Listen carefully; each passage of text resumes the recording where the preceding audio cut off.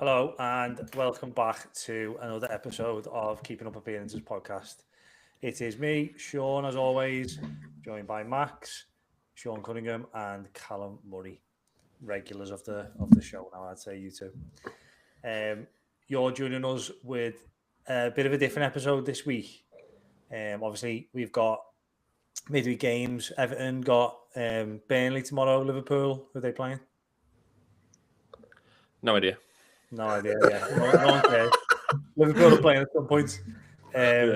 So we're not. There's no point in reviewing that. Like obviously how good Everton were, because then when we get spanked by Burnley tomorrow, it doesn't make any difference, does it? So we'll leave it there. What we are going to talk about though is probably the biggest game on Merseyside at the weekend. We had Liverpool 5-2, but that game that kind of paled into insignificance for one of our Merseyside teams, who have a very special link to Sean and also me and Callum now. We're like ultras effectively, aren't we? Yeah, up there. Yeah. Been to one game, but what a game it was. So for those who don't know, it was the FA Trophy quarterfinals at the weekend. Two Merseyside clubs in it, two Liverpool clubs in it, Marine and of course Southport. Both teams won, but we were all at the Southport game as Sean's very close family link to Southport. And it was an unbelievable game, but I won't tell you too much about it. I'll let Sean struggle his way through it because you know he's been the match based on this, what you're about to hear right now. Yeah, I'll do my best to talk it through the game, but I'm struggling. I'm not even messing. I actually got honey and lemon in a cup here, trying to, but I'm not sure it's made much difference. It was crazy. So before the game, they'd sold 3,000 tickets. That's including the away fans. No, they give 1,200 allocation to the away team, and they only brought 300 up. So to sell 3,000 is already 2.7, which was Southport fans. And then on the day, it just kept creeping up. And at one point, they started to panic that they didn't have enough toilets and didn't have enough bars. Because I don't know about you, but round us, it was just rammed. Like it felt like there was far more than it turned out to be. So God knows what's going to be like in the next round. But I don't know what you thought about it, but I thought they started off cagey. Looked like the event was kind of overawing them a little bit. I thought at the start, just giving too much respect. I thought first half that Yeovil, the class told a little bit. I thought you could tell that they were a team in a higher division. They were playing zippier stuff. They were more organised. Whereas Southport just looked a bit like deer in headlights. And then after half-time came. But they obviously went down when it went into half-time, 1-0 down, just a silly mistake. Luke Burgess, who's a winger by trade, he's just filling in the left-back because we've got no full-backs at the minute. Before that, Jordan Keane loses it in the sun. It was, Max, you weren't there, but it was like that low-lying sun. So they switched sides first half, so Southport had to deal with the sun and it worked. They got the goal from it. Jordan Keane just lost the ball in the air. Burgess rolled it back to George Pickford and just caught him short, and the keeper rounded the keeper striker rounded the keeper and scored. But they got into half time and it felt a little bit subdued. I think obviously I'm still with my brother, the owner of Southport, and all my family and all his mates, and everyone was just sat there thinking this would be such of a waste of an opportunity. I've nearly 4,000 people in the stands. People with multiple new bars, everything was booming. And at half time, the mood was just a bit. Everyone was just blowing their cheeks, thinking something needs to happen here because it's just going to peter out. There doesn't seem to be any fight from Southport. They weren't piecing any place together. It was you just wanted something from them. And then I don't know what Dan said to them at half time, but they came out just flying. The pressure went up 10 notches. They started creating stuff. Dan's made a really brave sub. We brought off Mackenzie, that Southport right winger, who's been our best player this season. Undoubtedly, in the Football League next season, he's been that good. But he just it wasn't his day. So we took a risky decision to take him off and brought on Arthur Ganera, who's played in the Football League. But he's aging now. And he just set Haig Avenue alight, I thought, just ran at the left back, caused them nightmares. And then he was actually a relative of ours. He plays for Wigan. He's on loan from Wigan. Pretty sure we only got him because our day pulled some strings, but he's a class above. But he had a chance with 5 minutes to go and blazes it over the bar. And it's if you watch it back, it's a chance that he would score 99 out of 100. So after that, everyone was.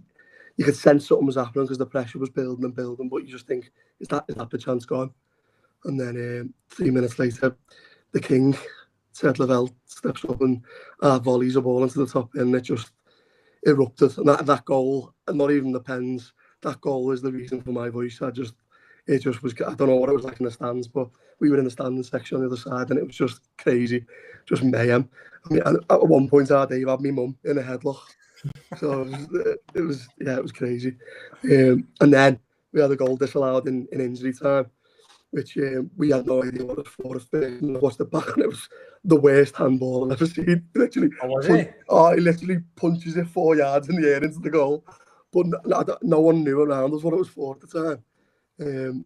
But yeah, I think the blessing in disguise really, because there was no questions about the penalties, and I don't think there was any better way of going through, especially obviously Scouser scoring the winning, and Danny Lloyd, she sprinted over to his family who happens to be in front of us. So it was just an unbelievable day. Stuff that like footy fans dream of. I think that underdog story, like last minute winning on penalties, it's just, you couldn't have written any better. And to be one game away from Wembley, it's all getting a bit real now.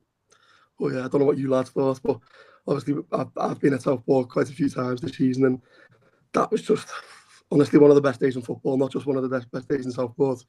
But yeah, unbelievable. Well, I think like obviously talking about the crowds you had there, what was it, like 3,600, something like that? Yeah, 3.7k. Yeah. Like we were talking at half time because we felt like it was a bit like that at half time. It was quite quiet, but there was loads of people everywhere. And I made the point that I remember at Marine after the whole Spurs FA Cup run, there were like an extra couple of thousand turning up, and they all used to buzz off and go, we've got like nearly 2,000 here now. And I'm thinking, but nobody, with all due respect, nobody cares. Like those people who are home, they're not actually that bothered. And like, again, speaking on behalf of me and Callum, we're them. You know what I mean? Yeah. We came to the game not as a Southport fan. We came because we were invested because of you. So it was like, obviously, we really wanted them to win. Yeah. But you haven't got that investment, have you? And then went 1-0. Oh yeah, you went 1-0 down first half, and you just kind of like, we saw it coming. We kind of potentially thought it would just open the floodgates there, where like, yeah. But then it did feel that way. Second half totally changed it. But then I didn't think I would care as much as I did when he scored. Yeah. Like I was up. You know what I mean? Like when obviously, I think you could say that for the rest of the crowd as well, because I mean, I wasn't in the nuts, but as we were settling down, I was looking around. It looked like it was like limbs everywhere. Yeah. Which I agree, you only get 13, 14, at least 2,000 people there who did not like. Obviously, there could be a lot of lifelong fans who have come back for the game and stuff, but there's been a lot of people there who had no investment, and it's just testament to what they created that day, and everyone just got wrapped up, and it was crazy. Yeah, because I think a couple of minutes before, was it the striker who missed a very similar chance? Obviously, it was closer in, wasn't it? Yeah. Like it came out off the keeper. It was like 6 yards out. Yeah. And then it was like, you felt like that was the chance. Yeah, almost like me and Callum was just a bit like, that's gone now. Yeah. And then he just hit that worldie, and it was just like, it was unbelievable. I think the reason people didn't give up after the Z pass is, I'm a horrible on this. I thought Yeovil themselves, like, at one point, they hadn't even gone to injury, and the keeper just pumped the corner into the line just to get the team up, and there were 10 minutes left.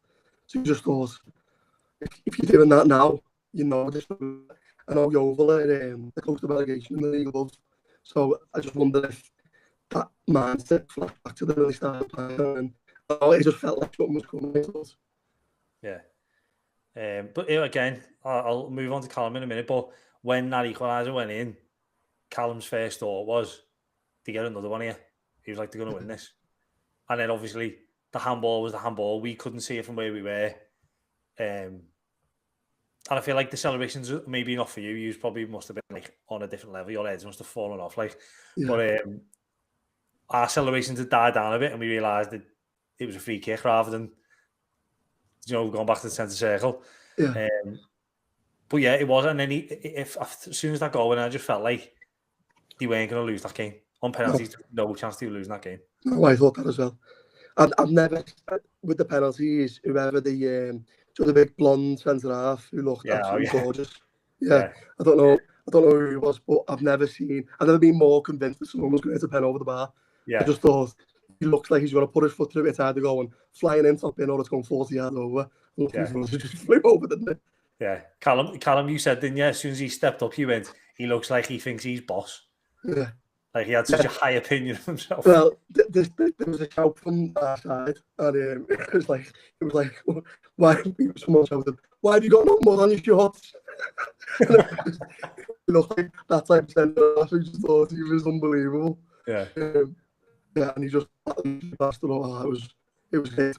And the bench out as well. I don't know if you saw this, but the goalkeeper had a bottle like as with the players and they go on penalties. And Christie scored the first penalty, spotted it, and tried to grab the bottle off the sideline and throw it into the crowd. But the keeper had stopped them. So when the keeper went in for the next one, our keeper didn't do it, and they both got up. I just thought added to the and it just when that happened, I thought it was just unbelievable. Yeah. What were your thoughts, Cal? No, obviously, it was. I think as Sean said there, I think the first 20 was cagey win, obviously, and it was always going to be, wasn't it? I think I thought Southport had kind of few like half attacks. It was almost like a few Everton type attacks where like it kind of looks quite good until it gets to the final third, and kind of it died down a bit. I think you're right, Sean. Yeovil looked like the passes were much like kind of better and sharp, and like little one-touch, little kind of combination plays and that, but without really doing much. I know George Pickford made a couple of half-decent saves, but I think I think one of them might have been from a set piece, I think a header, and then he kind of made the run where he just about stopped it. And then obviously, to concede like that was a horrible way to concede, and it was unjust. To be fair, I don't think Southport deserved to concede a goal like that in the way that happened. If it was like a good bit of play or whatever, you kind of hold your hands up and go, right, okay, it happens. But I don't think the player deserved to make that mistake, and I don't think Southport deserved to make that mistake. It wasn't even as if like Southport played in a cagey way in terms of like being defensive or being very like kind of like cautious, because they weren't. They were kind of going for it. So I can see like that was a bit of a sucker punch. I think we said before they scored. I think maybe when Pickford made one of those saves, I was like to Sean, like it does feel if they get one, they might get three here. Yeah. But like obviously you hope that doesn't happen. But like that's the kind of they had a few chances to kind of on the bounce. It was like if one of these goes in, I don't know where that kind of stops.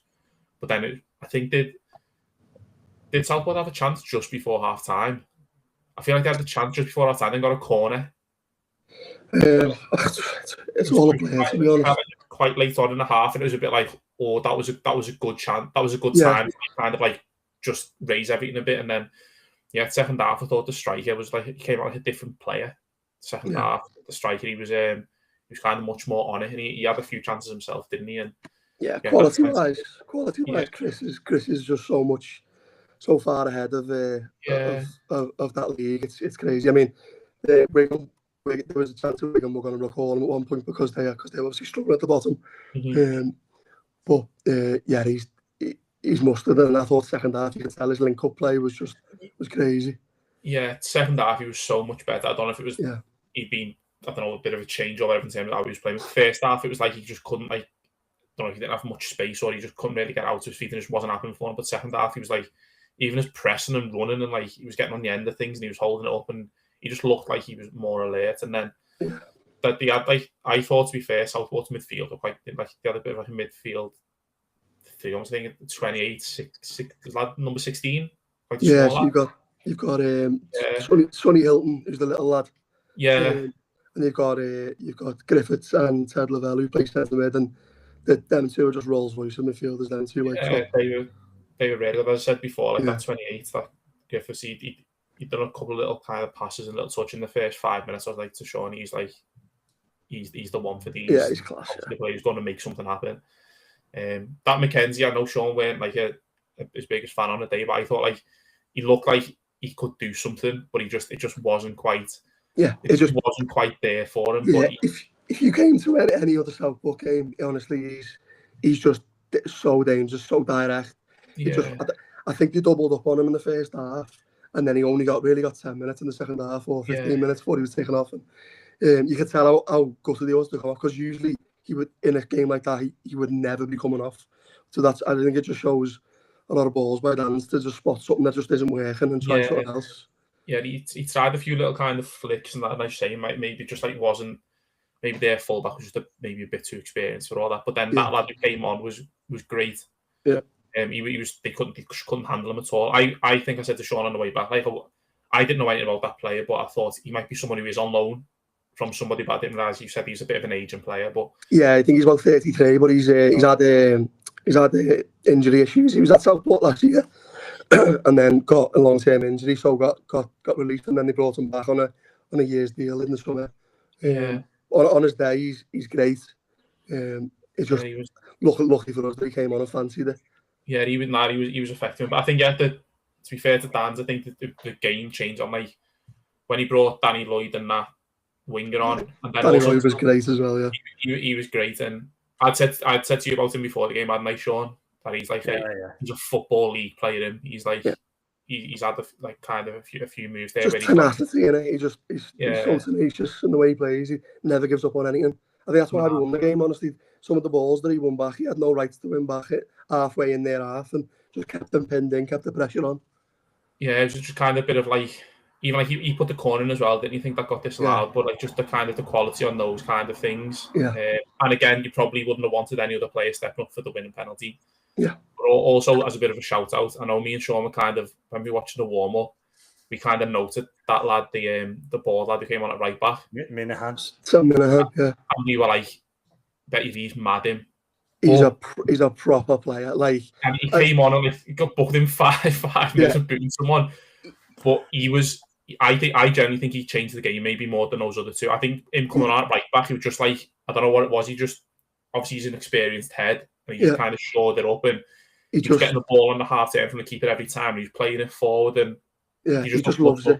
He loves it. He loves it. Honestly, he loves Southport. He got it. I don't think I'd be out of place in saying, but he got phased out at the start of the season. He was one of the old managers' big signings. Dan's came in and wanted to play more open football, so he got phased out. And it only took 5 or 6 games for them to bring him back in, and he's been a mainstay ever since. He's just so experienced, knows exactly where to be, exactly what to do. He's so committed. He's one of them players that every team needs one of them. You know what I mean? Yeah, no, you could see that just in the way, and even like, this might sound stupid to talk about like professional football like that, but everyone kind of was more than comfortable giving him the ball. Like the keeper to start a quick attack would roll the ball out to him. Yeah. Kind of thinking the centre backs would switch the ball to give it to him, and he was kind of open out and playing forward. Yeah. I thought he kind of like, he did change the game. I know me and Sean were kind of a bit like, he's either, I said before the game, he's either a centre mid and he's like horrible, or he's a fullback. We're saying like, yeah, he's getting booked or sent off here, isn't he? Came on and got booked in 5 or 10 minutes, but he was really good. The goal was unbelievable. The strike, I saw it again today on Instagram. It was such a good strike. Yeah. And even like, and even like after the game, and I think there's like a proper like really good moment of like that level of football where he came over and like his dad, and I don't know if it was like his little brother or someone or whatever, kind of on the sides.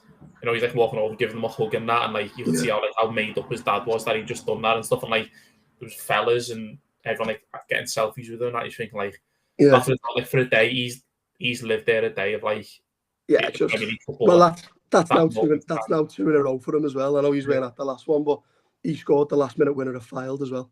Right. Okay. Wow. So he's just delivering late into the box is what he does. And I don't know if you saw any photos, but Aidan Kieran got loads of flags made for this game And in the Jack Carr stand, you would have seen them. And there was one of Terry Lavelle with a crown on his head. King, yeah. And he's holding it after the game. It's just a great photo. Yeah. There's fans calling for us to have a statue outside already. But yeah, no, it was good. And as Sean said before, like when we were celebrating for that first goal, I said to Sean, Southport to get a second here. Yeah, did feel that way. Yeah, it just seemed that way. Yeovil, I didn't think Yeovil done it in the second half, really, to be honest. Panicked. They looked like they panicked. Honestly, they looked like they were playing rugby the last 20 minutes. They panicked so much. Which only I know they don't. They aren't conscious enough to make the decision not to panic, but it just makes it worse, doesn't it? When you see a team who you know is on the back foot and they start just kicking the ball into touch, you know we've got them here, and that's what it felt like. Yeah, no, it was great. And yeah, the Pens were so good. And me and Sean were definitely invested in it. Like it was. I think it's hard not to. Coming to that game, I think it's hard not to be. Yeah, you just get what a game. Swept away with the kind of thing. But even like we were saying, where we Sean that the people around us, like behind us, were like two fellas who must have been 70 odd maybe, and the way they were talking and like Daniel through the game, it was like these are proper Southport fans. These, if you know what I mean, like how good is this season? Like obviously we were in the stand and you could see a bit further down where like there's kids of like 6, 7, 8, 9 or whatever with like Southport jackets on and the flag and like the signs that they were made up when they scored. It's like this is really they still talk about now. They've even got a signed frame in the executive box from 1997 when they reached the FA Trophy final and they got beaten in that final. But that still gets spoken about. So this is honestly massive for a team like Southport. Yeah. So we would get to Wembley again in our days. First season as owner would just be he'd just go down in history instantly, which is just be unbelievable for us. So just out of a selfish point of view, it'd just be crazy. What I will say though, Sean, like obviously me and Callum we didn't feel like, even though obviously we are now like very much on the bandwagon, we didn't feel like we could get on the pitch. It didn't feel right. But obviously we were just like loving it. It was great to watch. And then we spotted you kind of making your way over to the stand, and you'd almost like stood there like this, just like and I was going, yeah, Sean's having a little main character moment here, but you could tell you were just like, you couldn't believe it. Yeah. And then we were like just tracking you and you're like your little girl and that. And then I think you put it on, or someone put it on your Instagram, of that where you put your little girl down and she ran to your brother. Yeah. We were watching that and it was just like, from us, we were just like, what a moment that is. Like, it's just unbelievable. These fans watching their club achieve something massive. Yeah. And do you know what? It's obviously like, it's not the FA Cup, it's the FA Trophy, but to clubs like Southport, it is the FA Cup, isn't it? It's all relative, isn't it? Yeah, exactly. And it was just like, as good as it was for these fans, you're looking at like your brother and you and your family, and just like a year ago, you didn't even know what Southport was. Well, that's it. Now it's everything. You know what I mean? I spoke about this with our Dave, and our Dave's lad, who was in the Jack Carr stand, with the one that was the drum and all that. He was there with all his mates. And because sometimes you got to say, like, well, we've only really been watching them since August. Does it feel like inauthentic? But because obviously we've got my brother involved, it feels like, I don't know whether it's inauthentic or not, but it feels like we've been fast-tracked into this. Yeah. You're like living and breathing it, aren't you? Yeah, I didn't feel like I was an American owner or a tourist coming in to watch. It felt like I'd feel like if Everton had got through to the semi-finals of the FA Cup, if it was like overwhelming joy, which it's just, you can't fight that sometimes, can you? Do you know what I mean? It is fast-tracked, and I've just honestly loved every minute of going to games, because I work away Monday to Friday, so I don't get to as many as I should, really, because I'm only home for 1 or 2 days on the weekend. But so I've been to like 6 or 7 games, and I've just been so completely swept up in it. The fact that it's such a local team with like local fans, that some of them are 80 and they've never seen anything like this. You know what I mean? It's just unbelievable. Not just that, like, because I had a conversation last week with a lad who I go to the Everton matches with, and we're giving up our season tickets for Everton this year. Not really because of Southport, just because Premier League footy's just become boring to watch. I wake up on a Monday and I look at the fixtures for the weekend, and if we realise I'm at home, I'm like, why am I spending £900 to do that? Yeah. So I think there's more and more fans doing that. So there's this this older fella who walks past the stand that we sit at every game at Southport. And he was in the tent, so the marquee that they have up for the bar. I don't know if you had the chance to go in there. Yeah, they have like Jamie Webster. Yeah, they had like live music on and that. Yeah. But he was in there chatting to the bar woman. He was going, I've got a season ticket for Everton, but I only live down the road, and I come here last week and I was speaking to some of the fellas, and they were saying, they were chatting to the owners and celebrating with them, having a pint with them, and he went, that's just the place I want to be in. I was just tapping on his shoulder and go, he's there, And he goes, what? And then we saw him walking past with a Southport scarf on it at the quarter-final, whilst obviously Everton were playing.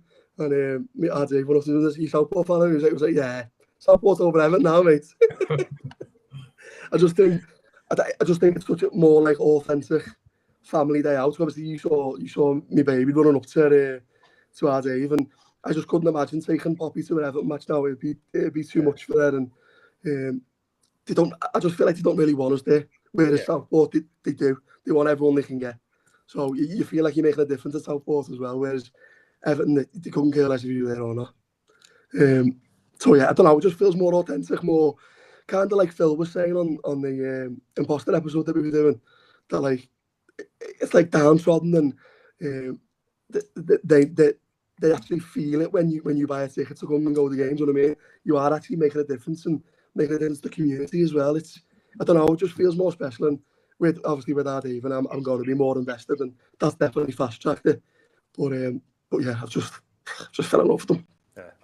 Well, sorry. What I was going to say, I felt, as you're saying there, Sean, I felt a bit like, obviously not to the level, but it was a bit almost like kind of, the main thing people say about Bramley Moore and like Goodison. Like Bramley Moore doesn't feel like real football. Like Goodison was real football.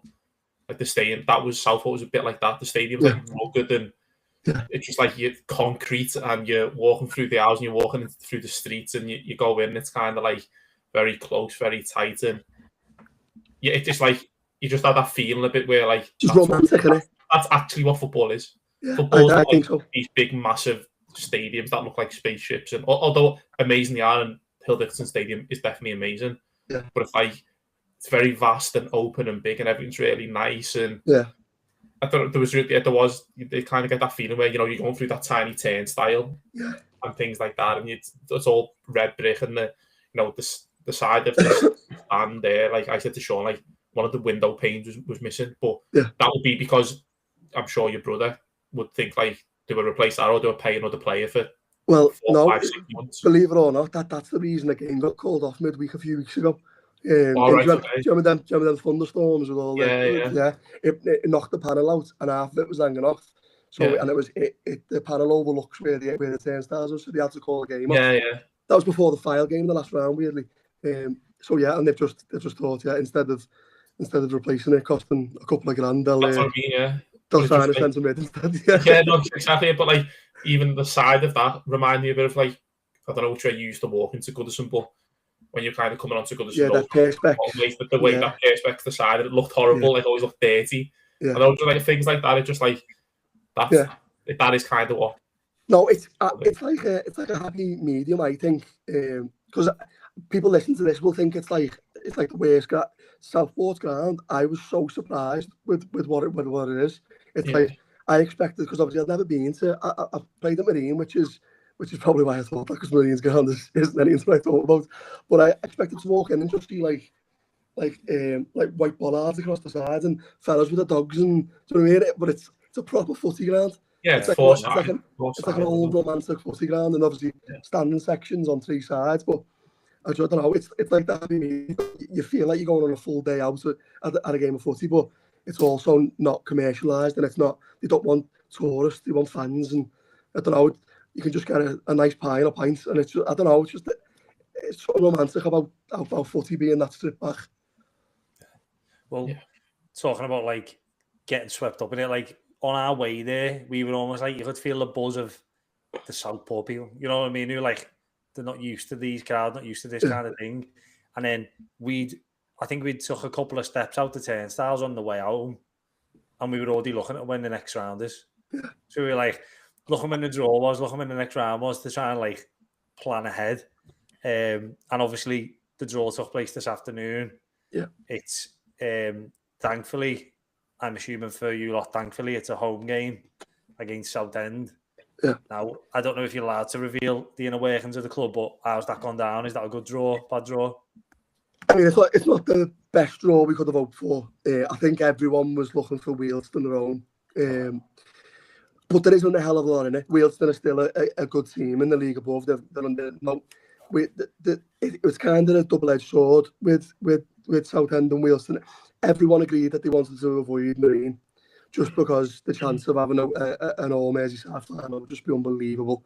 The worst draw we could have had would have been Marine away, because as you know, Sean, it's a tiny ground. We would have got an away allocation of about 200, 300 tickets, which just wouldn't have done Southport justice, really. Marine at home wouldn't have been the end of the world, because obviously they're in our division. Probably the most beatable team left in it. But I don't know, the romance of having the chance of Marine Southport at Wembley, it was just, I think everyone was hoping for Wealdstone at home. But we got Southend at home, who are obviously historically a Football League team. They're a big club. They've got attendance at the capacity in their stadium is about 15,000. So an away game there would have been massive as well. And they're a good team. They're pushing for promotion.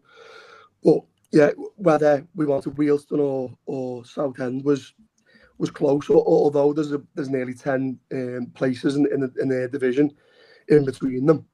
Southend are pushing for promotion. So you're thinking, although of course all Southend fans and players will want to play at Wembley, but you're thinking, will part of them be pushing for promotion, whereas Wealdstone are safe in the bottom half of that league, so they're going to be literally everything they've got into this game.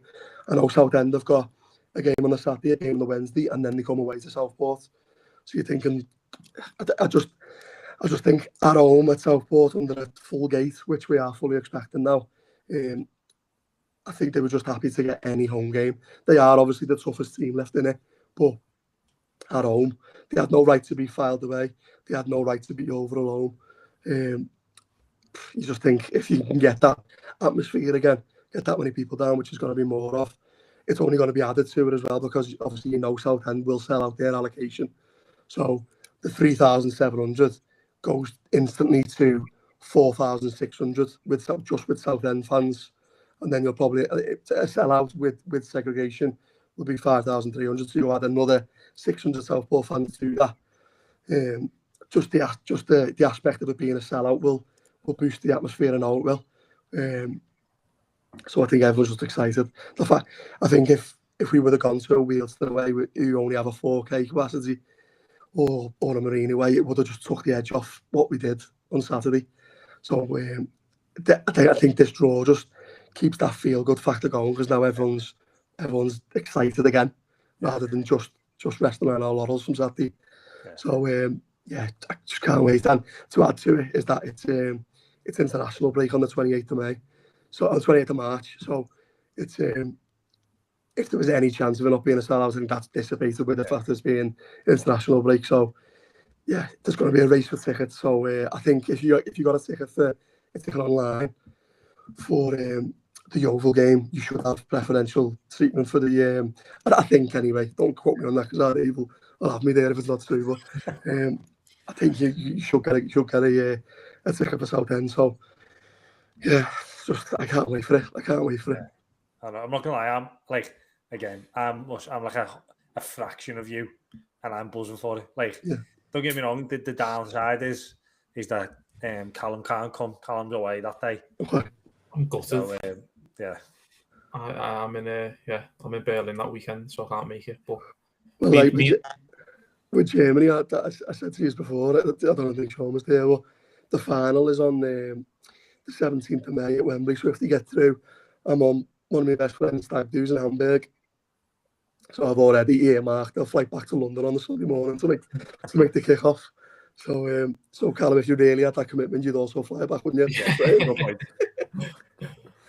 Yeah, I'll have a look at flights.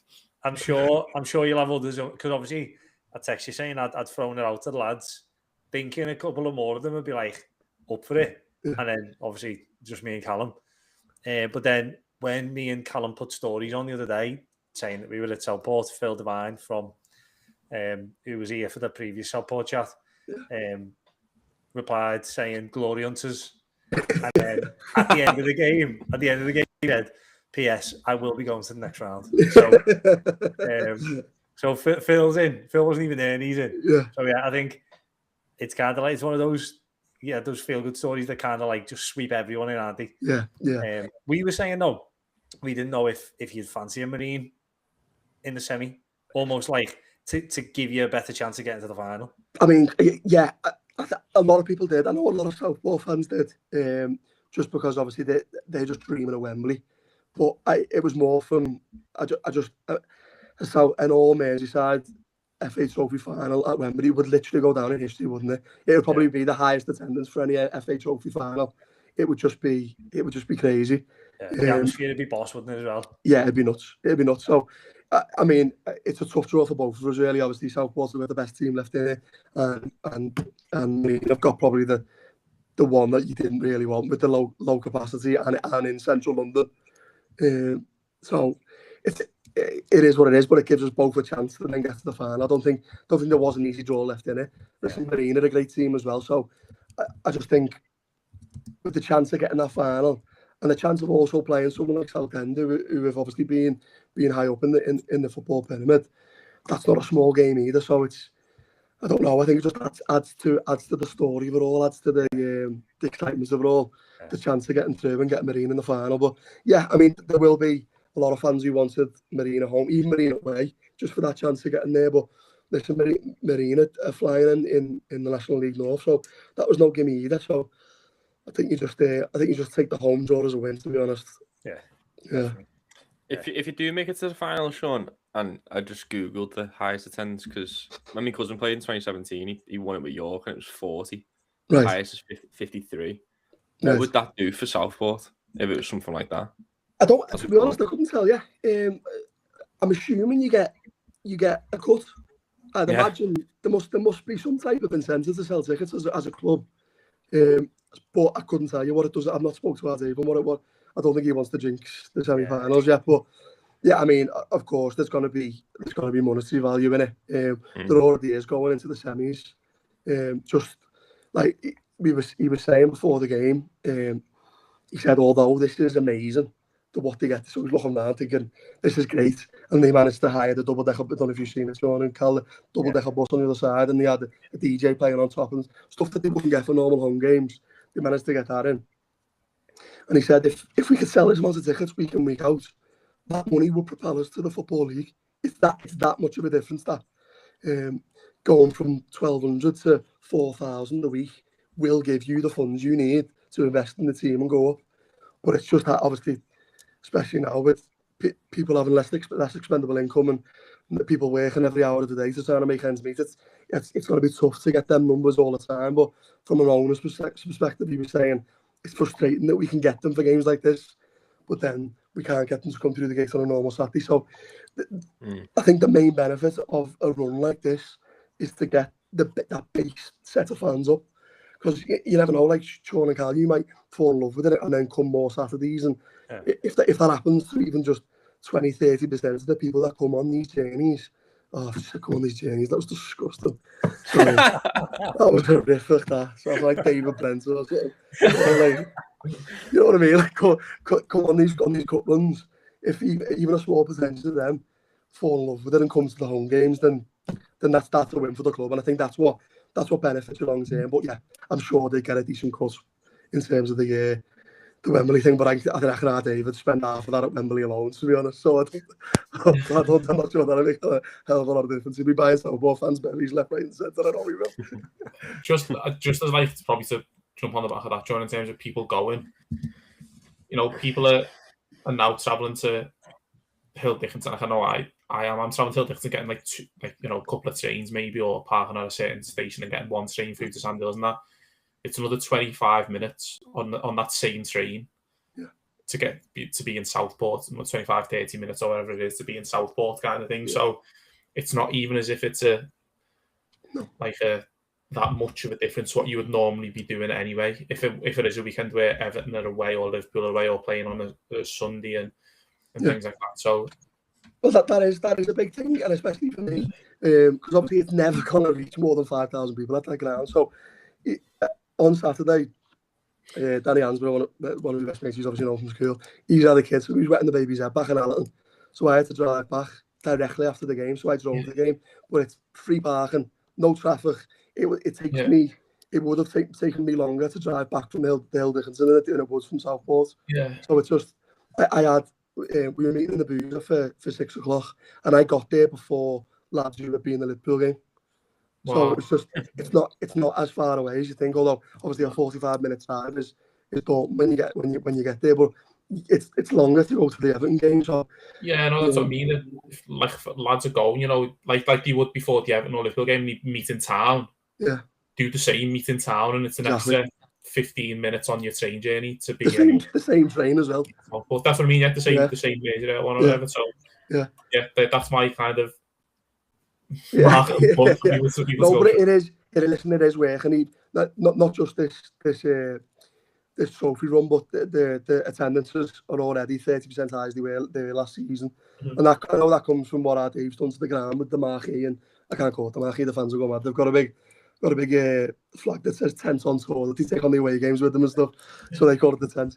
But all that type of stuff, it just makes the match going experience better. So you can go in and they do happy hour before the game for £4 a pint, and there's a fella on the guitar singing Southport songs, and it's just the whole day of it just feels, I don't know, it feels more family orientated for me as well. Like that double decker bus, my daughter was sat on the top with 30 different kids watching the game. I could just see her at the top like this, celebrating with a little foam finger on. And I just imagine leaving your kid at Bramley Moor or at Anfield. You would never do that. It just feels like a much more safe environment, but it hasn't lost any of that, especially any of the rawness of football. Because that Jack Carr stand's got probably 1,000 young lads who are there just to come to sing, to have a laugh, and they were so loud. I felt like they dragged the ball in the net at one point in the penalty shootout. They had the torches on the phones, even though it was 4:30 in the afternoon, trying to put the slayers of the penalties on and stuff. That might say more about people from Southport, to be fair. No offence. Okay, I plead the fifth. But just to put a little stopper on it there, it was just an unbelievable day, like for us as very much outsiders all late to the party. But if there is anyone who's maybe a bit like disillusioned with Premier League football or that kind of level, or you say about those teenagers, they're probably the kids who can't get tickets to Everton Liverpool, aren't they?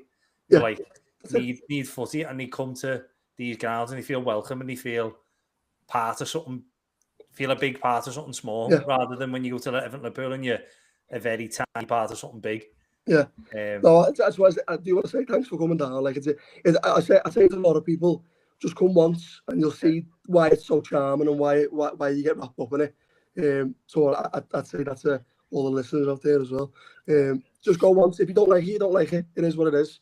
But I'd be surprised if you never. Yeah, I couldn't agree more. Yeah. So bring on the 28th. Yeah. Do you know when tickets are out? I don't, but I'll let you know. We'll get you. Don't worry. Yeah. Honestly, Sean, I'd say even get me a ticket, Sean O'Hara, and I'll just, if it's the case they go to the final. Oh, okay. Get me a ticket. Oh, I don't know about that. Hang on. This seems like Premier League football here. All empty seats, like a Bramley Moor. What I'll do? No, give it to someone else. But sell the ticket on Seat Unique. I'll put it in your name, Cal, and I'll give it to Phil Devine. Give it to someone who wants it. Yeah. I don't think Wembley would be a problem though. It's 80,000 capacity, and I think I'm pretty sure you're going to get a ticket. I don't know. You get all these bandwagons jumping out now, Sean. What's annoyed me about Wembley is that Dave's a man of the people, so he stays in the sand at Southport. Never goes up to the executive box. And the one chance I get to sit in the owner's box at Wembley, I know he's just going to be sat behind the goal. Apparently you get like unlimited food, unlimited drinks, you get like waiter service, and you get like famous people coming in after the game in the owner's box. I'm going to be sat behind the goal with a roll over fucking sausage roll, aren't I? Me and Sean O'Hara will take those seats then. Yeah. We deserve them, really. I reckon I'll just get the wristband. Too thin. Yeah, I'll just get the wristband and pretend I'm going to the toilet. I'll just nip up and get some prawns. Right, let's move on then to our main section of the podcast. Well, was meant to be the main section, but we're Yeah, 45 minutes in here. I'm not. No, Sorry. no, John. It's exactly what I wanted. It was boss. Nice one. Yeah, I'm just not sure how to play this now.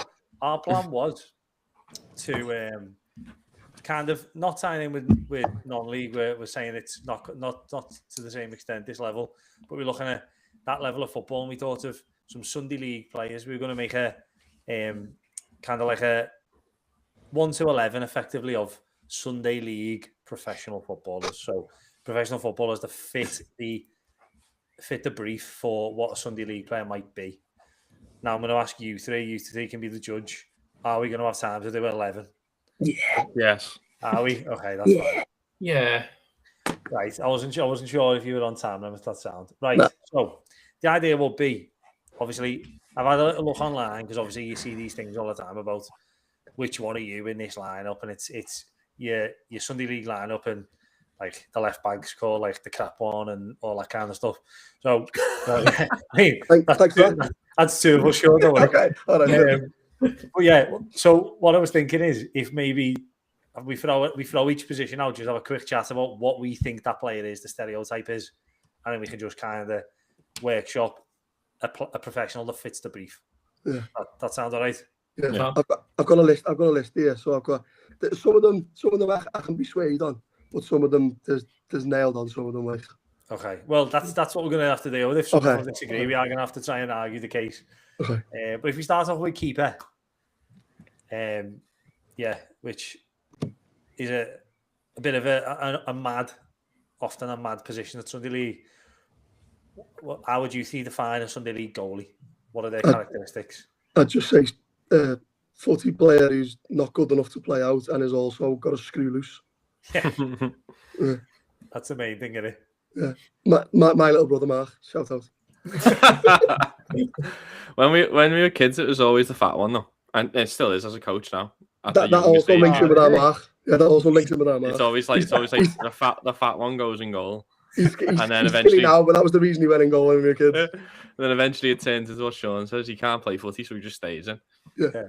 That's because you forced him in goal for 15 years. Yeah. I used to play whoever's available to go in goal. Some people just don't have. I used to play in front of our Mark. I played in front of him for 10 years. I played for every single team he played for. He's a guy. Max will vouch for. He's an unbelievable goalkeeper, but he's also tapped. So I used to get my whole role in the team was just the wind up. I don't think you'd be surprised by that, but I used to just wind up the opposition constantly, and I had it in like several games where they come to square up to me and then they'd slowly back away, and I'm thinking, they don't fancy it, and then turn around and I'm actually sprinting 30 yards to come and volley them. Honestly, I'm was like the monk. So you need to be crazy, and you need to be not good enough with your feet. Yeah. So I think Pickford, by the way, fits the bill perfect there. Shy Pickford. Max, is there any difference in America at like the young ages where, because America has a bit of a history of, exporting good keepers, but obviously a lot of their big sports are all hand based.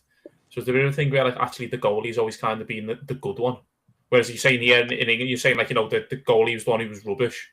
Mm-hmm. But in America, it's a bit like the goalie's kind of like the good one because they're good with the hands and they're good at the other sports.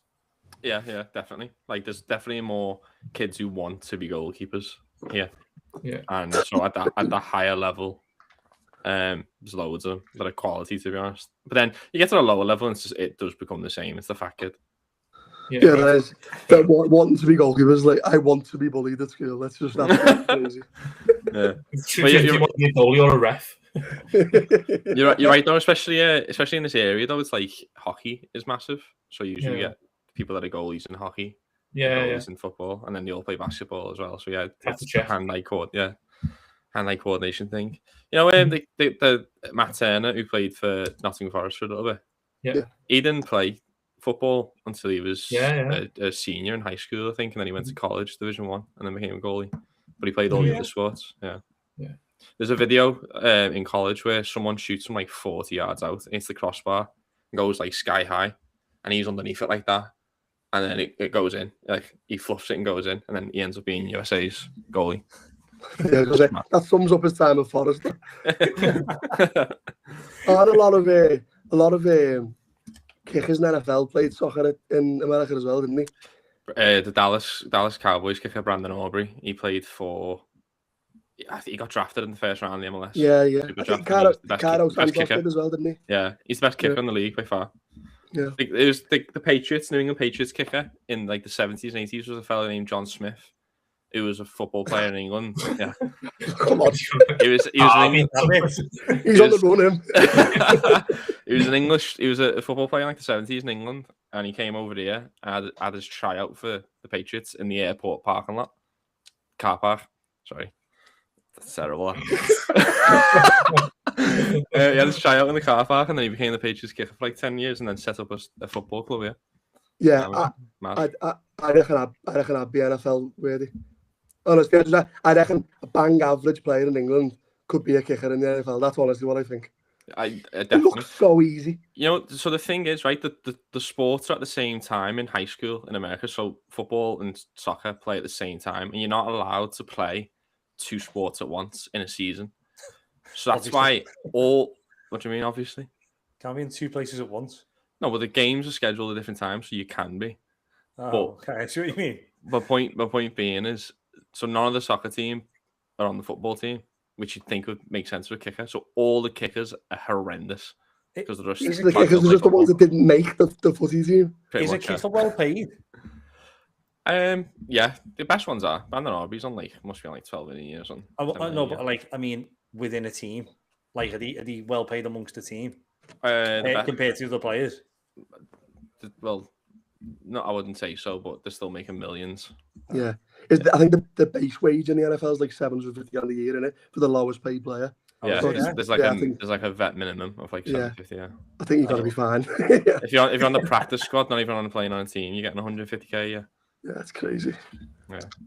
Right. Anyway, back to it though. It's the mad one. Oh yeah, that's what we were doing.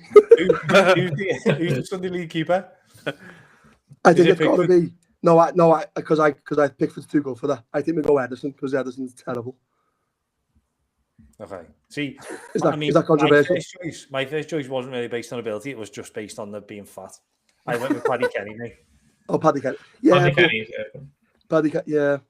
Yeah, but he's also the opposite of a nutter, isn't he?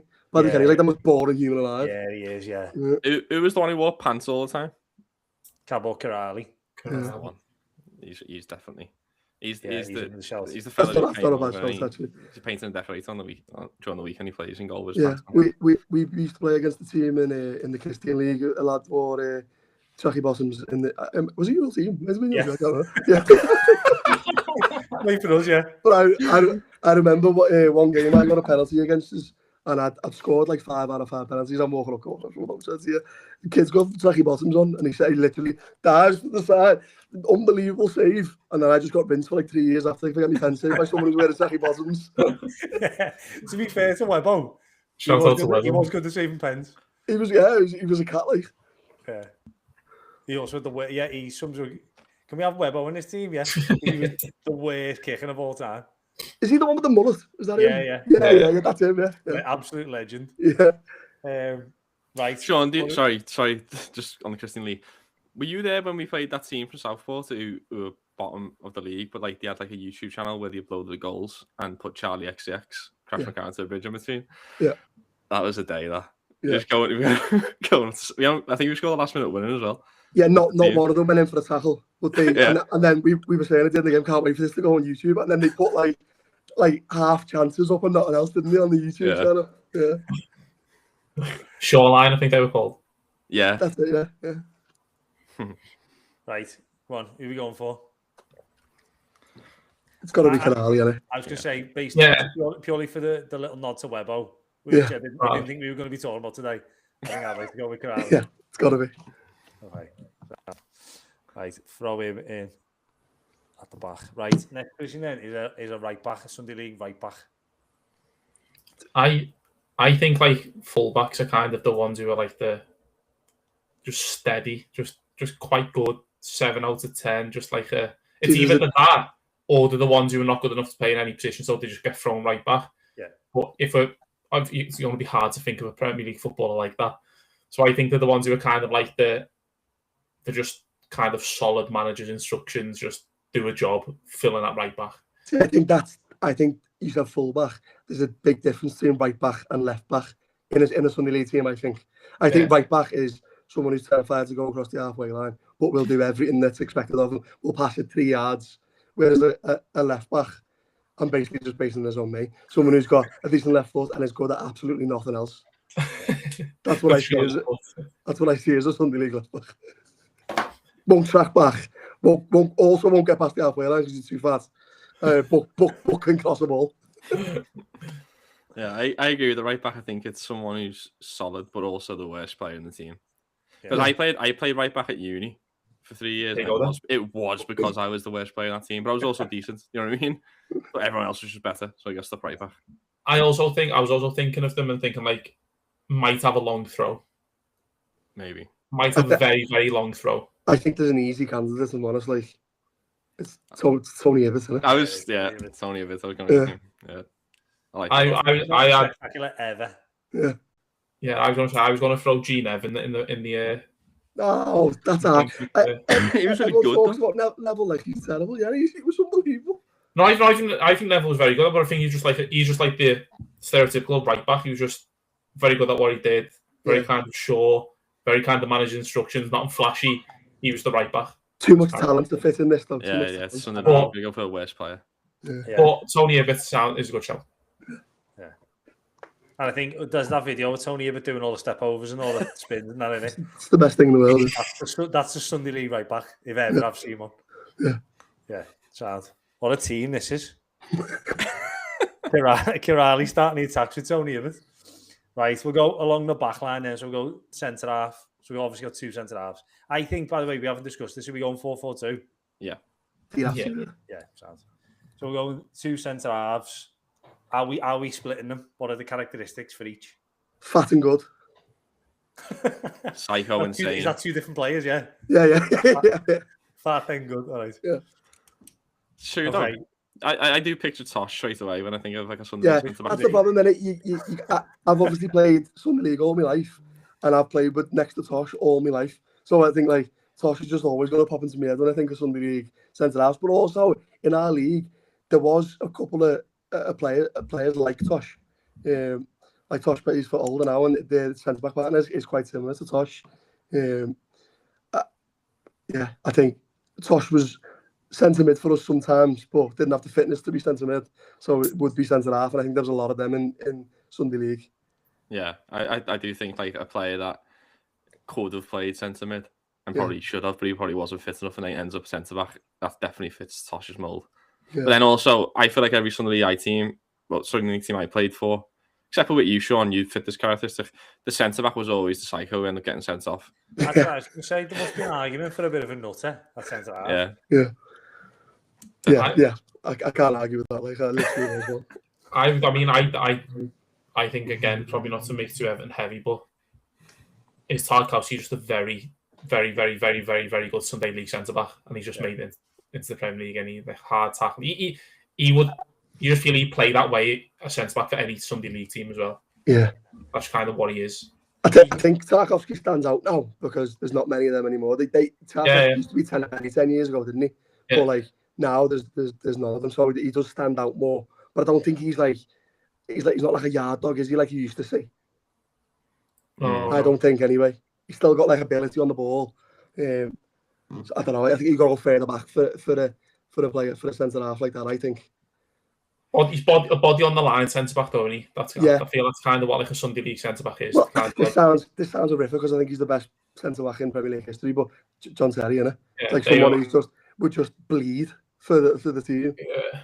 Oh, that's someone like Richard Dunn. John Terry in a Sunday League team. No, Richard Dunn's a great shout. Richard Dunn is a good shout. Richard Dunn and John Terry is probably a good defensive pairing. Yeah, but we can't pick. I do agree with Sean. We can't pick John Terry. You can't, no. But Richard Dunn's mad, isn't he? Because like when you think about like you got like Romero at Spurs now, we get sent off every other game. Yeah. Richard Dunn's is the joint record for red cards, but he was never like he always struck me. I know just purely from looking at him as just a bit of a big dope. No, he didn't seem like I don't remember him being nasty in the same way. But he was like committed. There's a big difference between a player like him and Romero. Romero got sent off for snide challenges. Yeah, that's what I mean. He's not that kind of No, he's just committed, doesn't he? Yeah. I always picture Richard Dunn like sweaty, angry, vein popping in his head, shouting at his own teammates. I thought it was going sexual, wasn't it? I always picture him sweaty, topless, in the shower.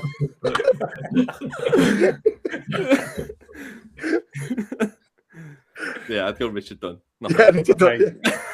Are we going to throw Richard Dunn at one of them? Yeah. Okay, who's the other one? So we're looking for someone who should have been centre mid. Okay. Connor Cody or something like that. Connor Cody, yeah. Yeah, that's not a bad shout. Struggling to think of anyone who should have been centre mid because Connor Cody literally was a centre mid, wasn't he? Yeah. And then when he played centre back, he couldn't defend at all. I can't think of anyone else really. I mean, yeah, I'm happy with that. To be fair, Eric Dyer, maybe. Yeah. I think Connor Cody fits it. Yeah, he does. There's no arguing, is it? Yeah. So we're currently 2/3 scouts as well at the back. Well, kind of. Yeah. Right, so it's Gabor Kiraly, Tony Hibbert, Richard Dunn, Connor Cody, who completes the back line at left back. This is where we're going to argue, I reckon, because I think our definitions are different. Okay. I don't know if you should start, Sean, or not. I just want someone with a traction engine of a left foot and literally nothing else. So I've got two in my head, but if you don't think that's what it is, if you think it's a fat joke, look at me, left back. Then. No. Mine was more following on from the Connor Cody shout. Mine was, and this again might just be my experience, was like a failed left midfielder who would just drop back in. I mean, I played along the left hand side. I was never good at anything really. Callum had faith in me. That's the only reason I played. But yeah, I played left midfield, and as I got a little bit older, moved into left back just because I can never beat a man. So I'll just go. I'll go further back. That was mine, but that's just based on me. I always felt like the left back was either really, really good, or it was the only left-footed player in the team. Yeah, that's why. Yeah. He's had the career longer than you did, Sean. Or both. Yeah. Prone to a red card every now and then. Yeah, just for me, I played left back literally until I couldn't run anymore, and I went centre half. But my whole thing was basically just to take free kicks and to do diagonals. And that was literally all I was there for. I was an absolute liability defensively. I would never get into the box. I was literally just there to kick the ball hard. So that's what I see as a left back. What are your thoughts, Cal? I'm probably a bit more in praise of left back, Sean, to be honest. I was going to say left backs were kind of like just maybe a bit more expressive right backs. Kind of, I was going to say my left back was kind of like would maybe be in a left winger, like you said, Sean, but kind of has dropped back, but still quite good. Probably the only left-footed player in the team, you're right. But like kind of, they would be the one who they would run forward with the ball, be kind of try and take players on, and then he would put a cross in. I see like the left back putting crosses in more than the right back for some reason. Yeah, I do too, actually. Yeah, playing those long balls, like you said as well, Sean. So yeah, but I do also agree with what you're saying, Sean. I reckon I've got a candidate that might fit both of them then. So if we go for someone who's got a left foot but nothing else, but will also get forward and put crosses in, I'd go for Ian Hart. Yeah, that would be a very good shout. Set pieces as well. Yeah, set pieces. That's a good shout. Yeah, I'm happy to go along those lines. Yeah, is he on your list, Sean? Have you just thought of him? Well, it was between him and David Unsworth, but you have swayed me off Unsworth with having to get past the halfway line. So, I think. Yeah, I think that's the balance. I think you don't have two fullbacks, you won't go past it. Yeah. So I think Ian Hart's a good one. I think probably maybe, as you said, that a more recent one is maybe a bit like Luca Dean nowadays kind of thing. Although Luca Dean was great for us, I thought at times, but he was kind of like that left foot will cross, maybe not fantastic at defending, but able to kind of get forward and take plays on, kind of look quite good whilst he was doing it. But Ian Hart's a good shot. Yeah, I'll go Ian Hart. That one in. Yeah. Also, I feel like it's a bit of a harsh lineup to put him in because I thought Ian Hart was unbelievable. By the way, he was like one of my idols growing up. Ian Hart. Yeah. Yeah, and I loved him. Honestly, if you go back now and look at some of the set pieces, his left foot was an absolute wand, like an absolute wand. So I used to watch him and try and like copy him on Camp Hill and stuff, trying to whip in balls. Didn't work, but that's what I tried to do. I think we misread this team. I think we need to be being put in this team doesn't mean you're a bad player. I don't think. No, I agree. I think being put in this team means you're just like you're like the ultimate stereotype. It's just next to the players that it's definitely not we put in. This. Yeah. So Gabon Kiraly, Tony Hibbert, Richard Dunn, Conor Cody, Ian Hart. Again, we're saying that when you say about bad players, they've all had like very, very substantial Premier League careers. So it's definitely not an insult. Right, nearly halfway through. We'll start next then with we'll go with the right midfielder, right of the full midfield. What's your stereotype for the right midfielder or the right winger? I know what I reckon it's the fella who turns up in the purple Real Madrid trackie and the yellow boots. That's what I see it as, like, and then we'll run on tiptoes and not go in for a 50-50. That's what I see. Mine was just a pace merchant. Yeah, I just thought the right midfielder was just all he had was pace. See, I see pace is left. I don't know why I think that. Yeah. I think left is the boot, skillful, spiked gel hair, kind of being like flary, kind of being that kind of thing. And then either the right is someone who's just whips balls in for fun and is kind of just dead good on the ball, technically, or someone who's kick and run. Yeah. I think kick and run. Kick it 20 yards and run. So, Theo Walcott, isn't it? Yeah, that's the ultimate kick and run player. That could be the one. Yeah, the left side definitely is. Mostly because they want to cut it in and score because they're selfish and prima donnas. And then the right side is just got nothing else but pace. Yeah. I think the left side needs to be like a flary, skillful kind of player. The ankles, like the white tape on the ankles kind of vibes. Yeah. But yeah, I feel that's probably a good shout then for right wing. Yeah. Did anyone have anyone else? Just before I did have someone, but I'll say them for the left. Okay. There's a few candidates for kick and run on the right, isn't there? Like Aaron Lennon. Aaron Lennon had a bit more about him, didn't he? But Adama Traore. I had Traore, yeah, absolutely terrible at football, but it's just dead fast. In fact, I think. But then it depends if we're saying that this is a good or bad thing putting in the team. But Adama Traore probably is that one, isn't he? You look at him and think he is actually just a Sunday League footballer. Yeah, but Theo Walcott actually mastered it. Like, he made it great. Whereas Adama Traore is terrible. Yeah, Theo Walcott is the Messi of Adama Traore's. Yeah, so if we're not doing a bad team, it's got to be Walcott. Yeah, go Walcott. Okay, Walcott on the right wing. Now I've got two centre midfielders. I feel like for this one, because it's 4-4-2, we have to go a defensive midfielder first and then an attacking midfielder. Okay. I think defensive ones, like, no Sunday League team is like, I've got a midfielder or a deep line midfielder who plays at the back. He's just a dirty player who just goes into tackles. Yeah, I'm thinking Lee Cattermole immediately. Oh my God, written down on the screen, Lee Cattermole. The only thing he enjoys is hating people. Yeah, absolutely. I think you need one like that and then one technical player. Well, the next one's tough because there's a couple that will fit there, I reckon. But I think the defensive one, there's always that Sunday League player who's just has a terrible home life. His wife doesn't let him get a word in edgeways. He's never getting that promotion in work, so he goes to the footies to get all his aggression out, and he wants blood, and that is what Lee Cattermole is. Yeah, Lee Cattermole's in there, Sean. Lock him in. Straight in, yeah. Okay. Right, that's one of the central midfielders. Who's the other one? See, this is tough because you've got the massively fat fella who could play championship football if he just lost 4 stone but chooses not to.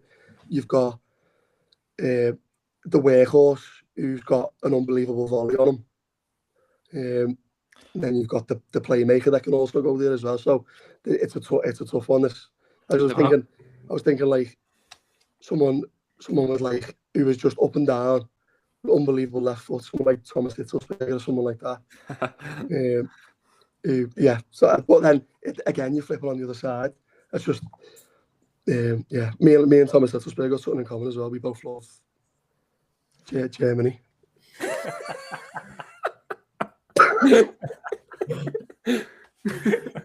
Go on, Max. I always felt like this player was always like the one who thought they were way better than they were, but was also capable. Like if it's playmaker, like Sean said, was also capable of the random, like really good thing. That is also fair. But I think you've got to make room for that fat guy who could have been a world beater. Yeah. Have you ever played against someone who you just think he is unbelievable, but he can only play 40 minutes of football? Yeah. I felt like that was something league. I thought Tosh was coming on tonight, and my player Tosh would have also said, I think, and he's at that role where he's unbelievable, uses both feet. Me and Tosh would suggest he's 4-footed. He used the inside and outside of both feet. He was just a bit. He always looked overweight though. I'm going to throw in Lee Tomlin into the mixer. That's a great shout.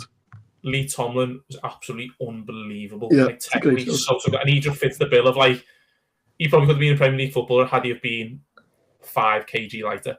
Yeah, maybe. I think he's a great shout. Which one was he again? Is he the one who played for Luton? Butter and that, didn't he? Like kind of black, spiky hair almost. He looked like a fridge freezer. He just looked so out of shape, but he was just like technically was unbelievable. So I think he fits that bill of like the kind of overweight of the centre mid who's great and could be playing better, but I think that's a great show. I had another one who wasn't strictly a centre mid. They played there sometimes, and it was Julio Arca, because I thought he was someone. If he was just every time I watched him, I thought he's the best player on the pitch. But then he would just obviously scran every night. He won 3 points. My shout for centre mid again, because if we're going with a defensive player, but he's not the yard dog that Lee Cattermole was. The main person I thought of, and I might be on my own here, I thought of Tom Huddleston as like a just someone who could pass. You know, you have that. Also a good down as well. Yeah, it's also a good shout. He's also capable of the odd banger from long range. Tom Huddleston is one of my favourite players ever. And then just like he could just hit the ball, couldn't he? He was the most elegant player of all time, but he was just obese, wasn't he? Yeah. But watching him play, honestly, I used to love watching him play. He for me created a pass. That little daisy cutter pass that he did for over 40 yards was just so good to watch. I'd love to have him in this team just because I like him. Yeah. You know, I'm happy to go with Huddleston. Yeah. I go for Huddleston. Nice one. Right. Just as Lee Tomlin there, mate. I remember him. Yeah, that's true. Oh yeah, it was you, that Max. He was sorry, guys. It's only Tosh is here. Sorry, Lee. Tosh will like that Lee Tomlin shout. Yeah, Tom Huddleston's a good one, and as well, I think if you were on like the sidelines and you watch the other team turn up and you saw Tom Huddleston, you'd think, but he's sick and centre mid there because he's good. Yeah. So left wing. I think, as you said before, skillful one, skinny, skillful, fast, can score. I'm going to throw it in. Obviously, an unbelievable player. I'm going to go Mahrez. I think he kind of fits that bill. Is kind of my shout. See, I think he's too committed to be. He needs to be a massive shithouse. He needs to, because he needs to have yellow boots and he needs to come off without an ounce of mud on them. Whereas Mahrez was far too committed, I think. I thought Bernard. Yeah. Is he tiny? Is he small? Yeah. Yeah, he was tiny. He also wasn't that flashy, so maybe he doesn't quite fit. Yeah, he wasn't. He didn't have like the bravado. I think you need to like a bit of swagger, don't you? Yeah. You know, like he's not a player for this list, but the player I'm thinking of, or someone, is remember Ryan Hall in SFX. Yes. It's him. Whoever he is, it's him. He said that he played for like Brazil under 21s or something, didn't he? Honestly, and then you seen him play, and he was terrible. It wasn't the rumour that like he was in our school because he'd been signed by Liverpool or something, but like yeah. I think that's just because he was like mixed race and he had spiky hair. Yeah, and the boots, everything. And he threw Pensalat Mitchell from halfway across it. classroom. Yeah. We're all walking into PE with Sondijos on, like, he's got to be good, he's got to be good. I can't put Ryan Hall in the team, unfortunately. No. It's hard because there's not many players like that anymore because they get coached out the game now, don't they? So, yeah. I thought I'm struggling. Sam Maximan or someone like that. Would it be like a Grealish? I was about to say that, Sean. You know, an old school Grealish. He defends the ball too well, doesn't he? I know. You need to get pushed over by a soft wind. But could you not also have your left winger as someone who, again, he's the wind up. He wins fouls constantly. Like, yeah. Do you know what I mean? He's. Grealish does too. No. Yeah. To be fair, is your left winger as we can't say with Ryan Alder, is your left winger the one who was at an academy who's really, really, really good and dropped out, and you've got him in your team and he's your left winger, and it is your Grealish who's like your star player. Yeah, and there's tiny shinnies and his low socks and his short halfway up. Like he looks his hair's gelled and that. Yeah. He's the eye candy of the team, Sean. I think that's what you told me before, wasn't it? That's what we want to. That's what I just think. Back in the day.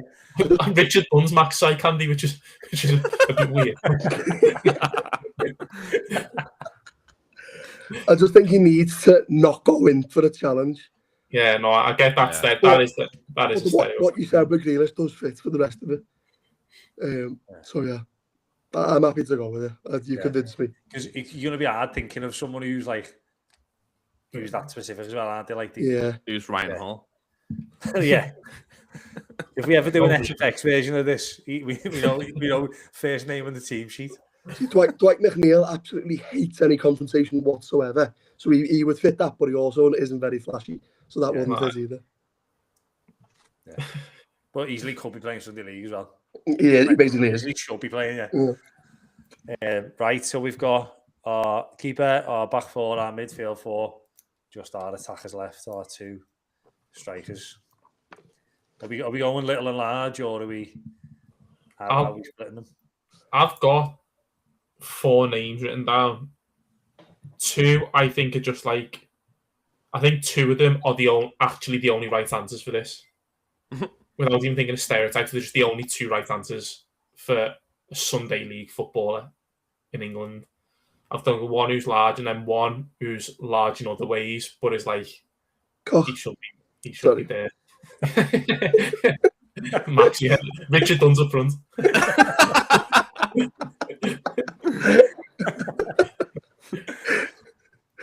So I don't know what your guys' thoughts are. Like, I struggle with it. There's Are you gonna tell us who it is? Do you want me to say who I've got written down? Yeah, go on. We can then work out whether we feel they fit. I think the only 2 right answers really for talking about like these players, they just true Sunday League players. I think I think it's Vardy and Rooney are your 2 forwards because they play like it was Sunday League. That's how they kind of played. Rooney's a great shout. Yeah, I think they are like they played like they were playing Sunday League, and that's kind of what it was to them. So I think that's kind of just the 2 that you're like, yeah, that's it. If you're looking at kind of like the stereotypes and the large, obviously Crouch is probably up there. Like teams have a big, tall, lanky striker. Yeah. The other one, who's kind of like teams have a bit like the centre mid teams that have a bit of an overweight striker whose touch is unbelievable. He'd volley, he'd score. He'd somehow kind of make himself look kind of quick without actually being quick because he kind of knows what like movement and that and finishing. I'm pretty sure he was a striker, but Gary Taylor-Fletcher was kind of who I was thinking of. What a pull. I thought you were going to say generational pull, that means. So, Gary Taylor-Fletcher. Not even sure his wife remembers him.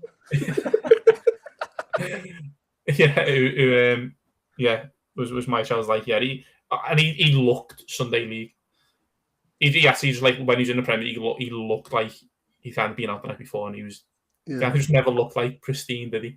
It was like, and that black belt, I was like swimming on it. It was massive, and now it was like, yeah. So there's one that's probably cheating a bit because he's playing Sunday League now, but Leeds Rundle would fit that second bill. Yeah. I was thinking Leeds Rundle. Yeah. I mean, he did but he didn't play striker in his prime, but he does now.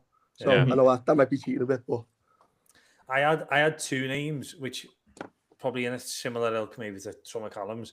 My Vardy alternative was Craig Bellamy. Yeah. I feel like Craig Bellamy could easily just be like running the show. Imagine him just like running the channels and that on the Sunday league pitch. Just standing on centre half toes and pinching the nipples. Looks a bit mean. He's one of those where he looks a bit mean as well. Yeah, see him warming up. He'd look a bit kind of. You definitely need that snidey one, yeah. Who was that team that Jay Kelly played for back in the day, Sean? Was it East Orient? Well, there was a couple, wasn't it? Dunlops and East Orient, yeah. But they had like that little fucking shit up front who all used to do was stand on toes. Yeah. And that's exactly what I think of Bellamy. Absolutely. Yeah. Just dirty little player, but he was also very good. Yeah, there's a lad who played for Heighton Cons who threatened to stab me once, and very similar. And the other one was Ricky Lambert. I feel like Ricky Lambert. Very Sunday league, and he just winning everything in the box. And he make everyone's water better. Yeah, so yeah, the team talking to that. Everyone would do a normal one. He'd be talking to the waters. We're gonna win today, lads. But I think. Well, when Callum was talking and he mentioned it was Taylor Fletcher, I was thinking he was going to say Akin Fenwa because he's just a big dude who's been in the gym and he's also decent. But yeah, I like Bellamy. I think Bellamy's a good one because I think Vardy suits it in terms of like just how he acts and all the stories about like drinking Red Bull and just going partying and stuff. But he was England's number 9 for a while. Like he's that good. Yeah. So. Bellamy's got more childhood trauma though, which fits more with the Sunday League striker. Yeah. he needs some real pain. Yeah. Right, so we're gonna throw Bellamy in. I think Bellamy's in, yeah. Okay. And then I think we need a target man. Yeah. I still think Rooney was a great shout, but I suppose he's too similar to Bellamy, and I suppose in that tenacity bracket. Yeah. Yeah, I feel it's hard Rooney missing out on a Sunday League. Yeah, because he's playing street striker up front, you know what I mean? He just is that. Yeah, I don't know. He's the. But then I think he was the Sunday League's player in the Premiership. If you go on Bellamy, do you not have to have a big lad who just uses his chest and his back? Yeah, and then Bellamy hits him behind. Yeah. Is Rooney crouch on? I don't know. I vote for Lee Trundle personally, but with the caveat of it has to be Lee Trundle over the age of 35. Yeah. The only thing I am going to say, I don't know if are we keeping it to because the brief was like professional footballers, and every single one we've gone Premier League. Have we? Yeah. Are we throwing a Lee Trundle in? Didn't he play Premier League as well though? So he must have had a couple of games, didn't he? Did he? I'm not sure. He might not. He must have been close to it. No. Championship, yeah. Does he?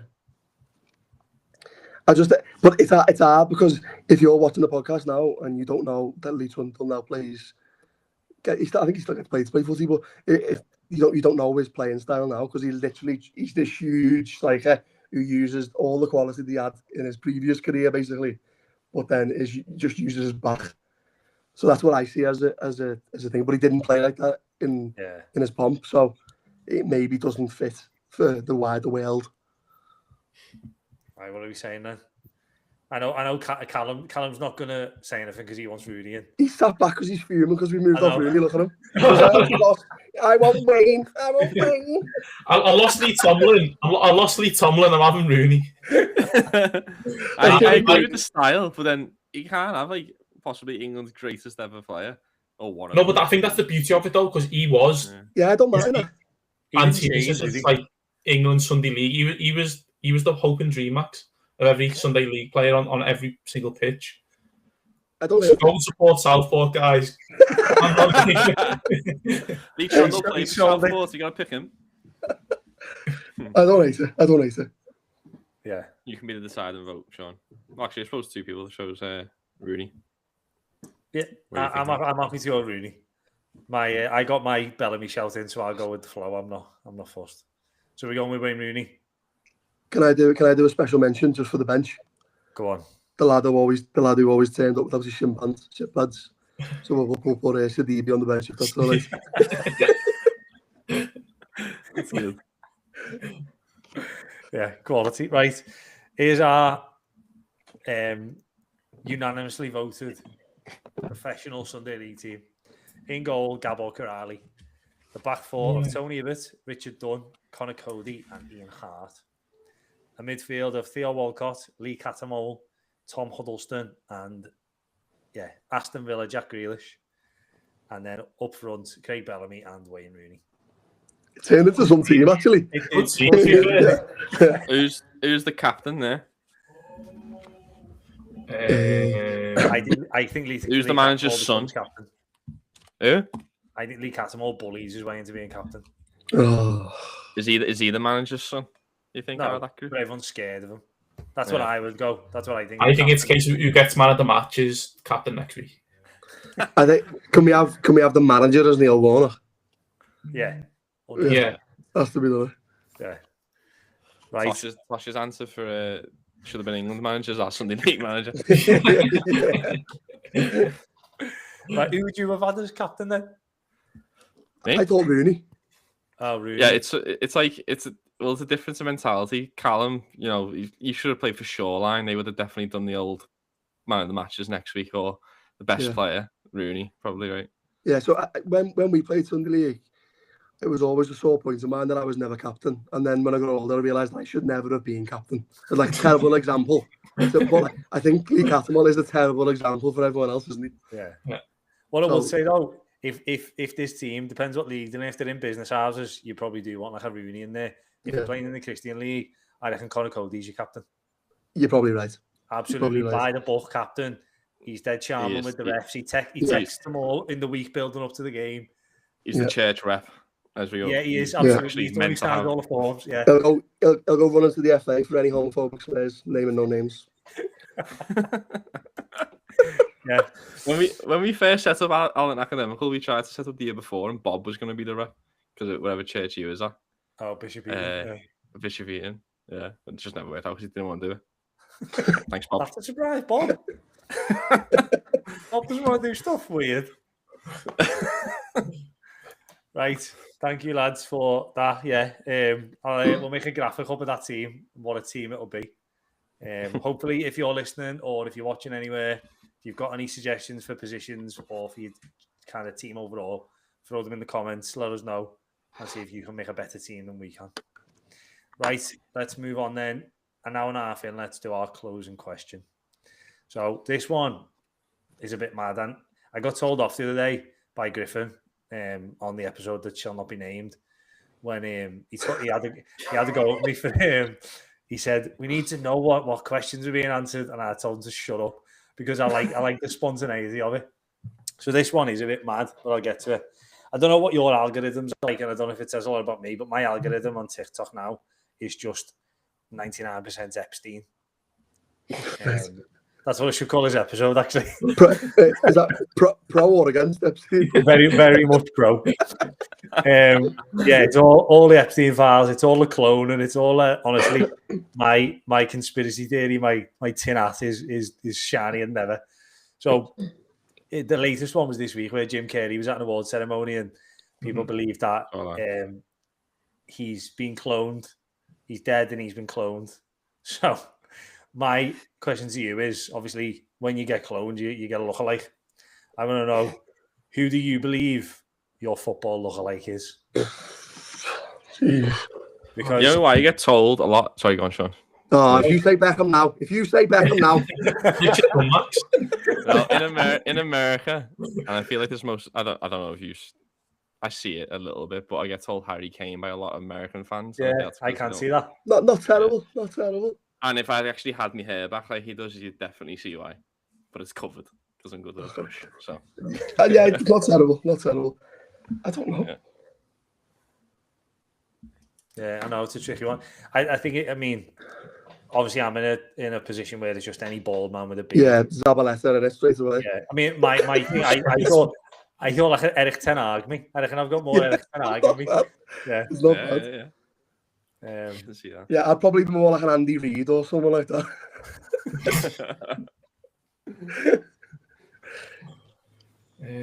Tough one for you. I think I remember when it was that. What was that thing on? In fact, there was that doppelganger trend on Facebook when we were kind of what would be 10 year 11 or whatever, where I have no idea. you put your profile picture of someone who apparently you look like. Oh, I do remember that. Yeah. Yeah, I think I got told Nasri at the time. Did you? Yeah. Yeah. Carl, with your Instagram, I'm surprised you didn't do it last week. The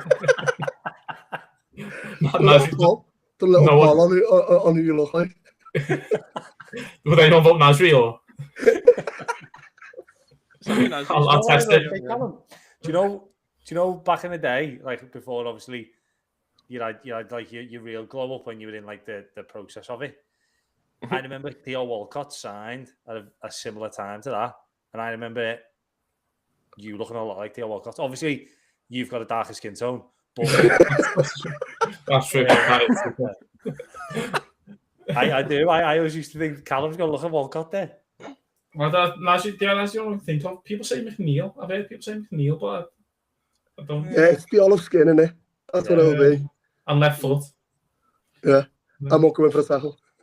I have to Google Andy Reid, Sean, because I couldn't remember. But yeah, it's pretty spot on for you, to be fair. Yeah, just a fat football, yeah. That's so disrespectful of you, that Max. Bang out the board of that. You know. Yeah, but he's spot on. Yeah. Can't even see his face. He hasn't zoomed up yet.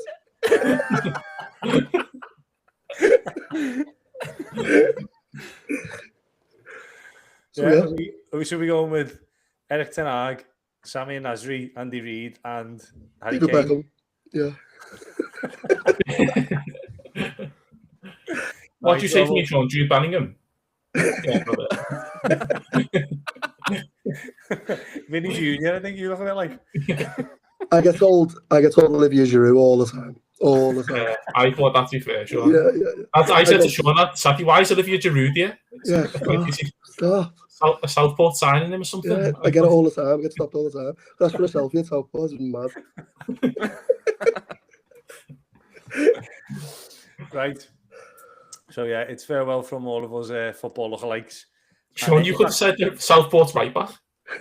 I could have actually, yeah. Sam Minahan. Sam Minahan.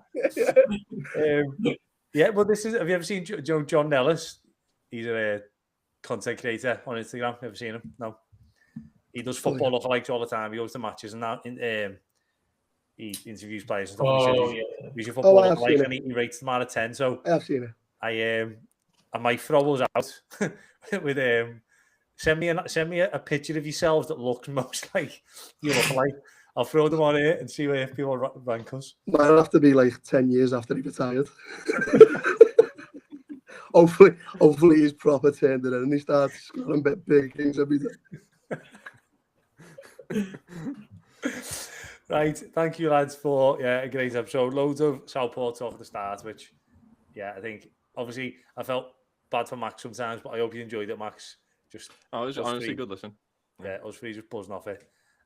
Thanks for joining us, Sean. Obviously filling us in with Southport secrets, some of which we are not allowed to air. Nice one, Callum, and as always, nice one, Max. We'll be back next week with a normal episode, I think. Yeah, normal week next week. Oh no, yeah, it's FA Cup week actually, isn't it? So if it's FA Cup week, that means one on me or you is going to be out, Max. We always missed the FA Cup episode. But I think it's my turn. So see you in a couple of weeks. Until then, it's been a blast.